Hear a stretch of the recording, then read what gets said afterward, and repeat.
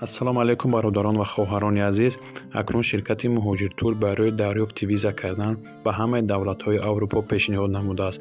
Ҳар касе ки барои кор ба шаҳрҳои Аврупо рафтанӣ бошад ба рақамҳои рӯи экран буда ба ватсапашон ё телеграмашон муроҷиат намояд, чунки ин бародарҳо ҳозир дар Арабистон ҳастанд. ва як чизи дигар ногуфта намонад, шахсоне ки нияти сафар ба ҳаҷ умраро доранд ва бо нархҳои хеле ҳам арзон, хурду хӯрока ва ҷойи хоб ва рафтану омадан боз тамошои Макка ва Мадина ҳамаш аз ҳисоби ширкат аст. худи ҳозир муроҷиат намоед. нархҳое ки мегӯянд танҳо барои обуначиҳои мо роҳи фардо аст. аз номи канали мо муроҷиат намоед. аллоҳи меҳрабон ҳаҷатонро қабул гардад. سران سازمان همکاری اسلامی برای بررسی تحولات فلسطین امروز در نشستی اضطراری گرد هم می آیند. این نشست در ریاض عربستان با حضور سران و مقامات 57 کشور اسلامی برگزار می شود.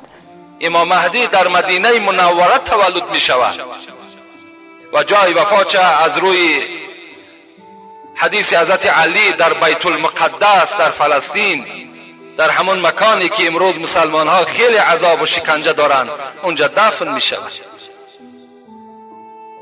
رسول اکرم گفتن لا تذهب الدنیا حتی یملک العرب رجل من اهل بیتی یواطئ اسمه اسمی. دنیا به آخر نمی رسد گفت پیغمبر خدا تا اگر شخص از اولاد من در دنیا پادشاه نشود که نام او به نام من مانند است، نام پدر او نام پدری من است، نام مادر او نام مادری من است. این مهدی الحال نبرآمده است. الحال وقتی که اگر مهدی تولد شود پیغمبر خدا گفت نظر بر او کنین، وای پدرش عبدالله نام دارد، مادرش آمینه نام دارد. یملأ الارض قسطا و عدلا کما ملئت ظلما و جورا. پیغمبر خدا گفتند وقتی مهدی می آید دنیا را چنان عدالت و انصاف فرا می گیرد چگونه ای که ظلم و جور فرا گرفته بود، همه را دور می کند، عدالت جاری می کند. المهدی منی. پیغمبر خدا حدیث های بیشمار در باب مهدی حتی به حد تواتر می رسد. المهدی منی اجل الجبهتی و اقن الانفی. پیغمبر خدا گفتند مهدی گفتند پیشانه‌اش خیلی مثل پیشانه من پهن هست و بالای بینی امام مهدی بلند هست، گفت مثل بینی من.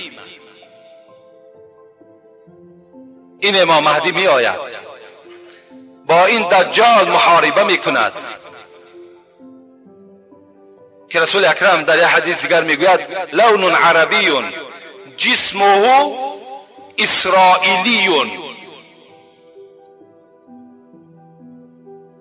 فی خده ایمن خال کانه کوکب دری. مهدی را گفتند چهرهش چهره عربی هست، جسدش باشد مثل جسد اسرائیلی هست، یعنی جسد بسیار با تنومندی دارد. در پهره روی از راستش یک خال هست که مثل ستاره باری درخشان است. گفتند نشانه امام مهدی را پیغمبرم بیان کرده. این حضرت با دجال محاربه میکند، لکن قوت امام مهدی به دجال نمیرسد. در دمشق است میگد، در همین سوریه هست. نماز بامداد میخواهد که شروع کند. این زمان میگد از جانب شرق یک روشنی را میبیند که در شانه دو فرشته دستهای عیسی گذاشته شده و پایان دمشق شده ایستاده است. رسول اکرم حکایت کردند در حالت محراب ده میخواهد که نماز اقتدا کند، میبیند که از آسمان مثل که یک عسکری که پرتافته میشود با پاراشوت های خود، حضرت عیسی میگد دستهاش در شانه دو فرشته و همچنان میگد پایان به زمین میشود. برای یاردم امام مهدی میآید. حضرت میگوید وقتی که میفراید مثل که نو از حمام برآمده باشد، چهرهاش پر آب عرق است. وقتی خم میشود میگد این عرق ها میچکد، چکره چکره به زمین میغلطد.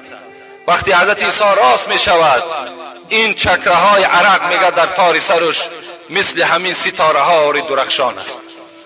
امام مهدی میگه طلب میکند عیسی مرحمت نماز خلق خوانده شود، میگوید نه این نماز توست.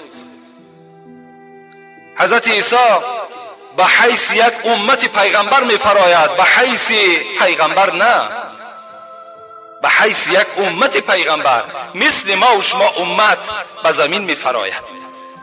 این نصرانیایی که امروز میگویند عیسی را قتل کردیم، خداوند در سوره کهف به ما و شما میگوید اعوذ بالله من الشیطان الرجیم و ما قتلوه و ما صلبوه ولکن شبه لهم. خدا میگوید این عیسی که مردم نصرانی میگوید ما او را قتل کردیم و او را چارمیخ کردیم، به دار کشیدیم، این همان عیسی نیست. خدا میگوید بل رفعه الله الیه، بلکه عیسی را من نزد خدا آوردم. خدا در سوره کهف و ما و شما خبر میدهد. این دعوای امروز اینها باطل است.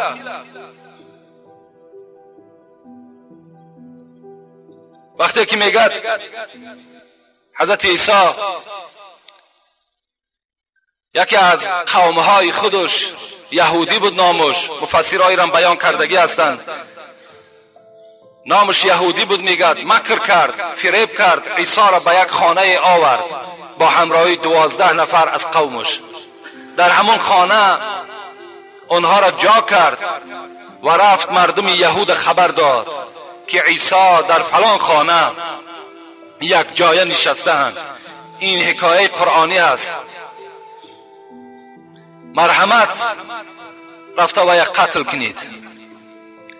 اونها میگه وقتی که برای قتل حضرت عیسی می آیند به همون خانه که حضرت عیسی در همون داخل است و مکرو، خدا را بینین در سوره آل عمران است، و مکرو و مکر الله والله خیر الماکرین. این مکر کرد، میگد این یهودی مکر کرد، آورد عیسی را در این خانه داخل کرد. بر او کس خبر نداد بر عیسی که الحال در اطراف خانه مردم بسیار احاطه کردند و تو را نیت قتل دارند، بلکه وی را به دیگر راهها به این خانه آورد تا که در عذاب اینها گرفتارش کند.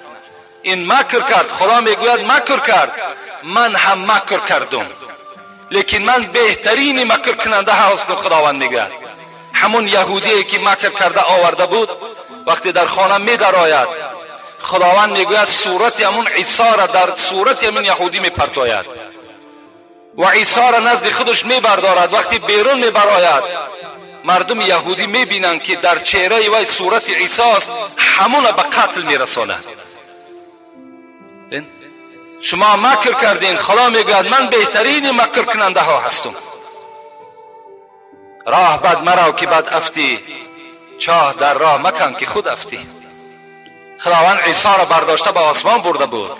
همون زمانی که دجال میبراید برای یاردم عیسی چیکار میکند؟ برای یاردم حضرت مهدی این عیسی را پایان میکند. خلاص نماز را میخوانند و حضرت عیسی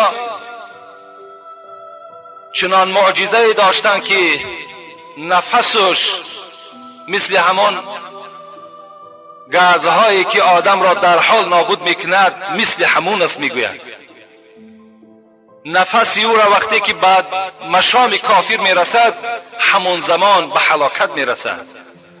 حضرت عیسی وقتی بیرون از همون مسجد که در احاطه دجال است، همون دمشق میگن، همون امام مهدی را در همون صورتی که حضرت عیسی فرامده بود اون زمان میگه در احاطه دجال بود. دجال میخواست که این مهدی را همراه قومش نابود کند. وقتی حضرت عیسی که میبراید بیرون، چشم مبارکش به هر یک کافر میرسد، نفس مبارکش به هر یک کافر که میرسد همون زمان هلاک میشود. وقتی دجال میگد این معامله را میبیند، حس میکند این عیسی است و از اونجا میگد پای گریز میکند، میگریزد میآید.